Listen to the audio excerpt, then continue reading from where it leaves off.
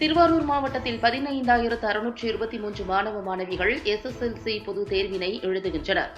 திருவாரூரில் உள்ள அரசு உதவி பெறும் பாசோ ஆண்கள் மேல்நிலைப் பள்ளி தேர்வு மையத்தில் அரசு பள்ளி மாணவ மாணவிகள் 10ஆம் வகுப்பு பொதுத் தேர்வு எழுத வருகை தந்தவர்களுக்கு தேர்வு எழுதும் நடைமுறை விதிமுறைகள், பதட்டம் இல்லாமல் தேர்வு எழுத வேண்டும் உள்ளிட்ட அறிவுரைகளும் ஆலோசனைகளும் வழங்கி கடவுள் வாழ்த்து பாடி தேர்வு எழுத அனுப்பி வைத்தனர்.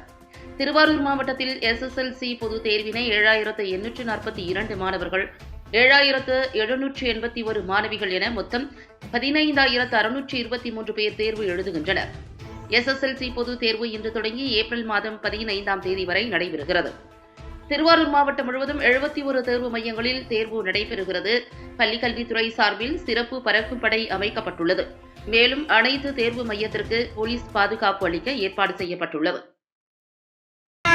நாம போராட்டம் தான், நாம் சாகிற வரைக்கும் நம்ம போராட்டம் தான் நம்முடைய வாழ்க்கை.